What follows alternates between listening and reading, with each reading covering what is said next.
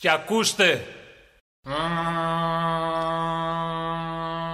Ψωμάκι και τυράκι τον Κύριο υμνείτε,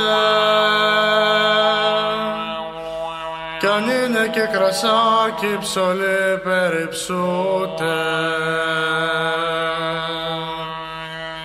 κι αν είναι και μουνάκι πάντα στους αιώνας. Παπαμαμήν, στον κόλο σου να μην.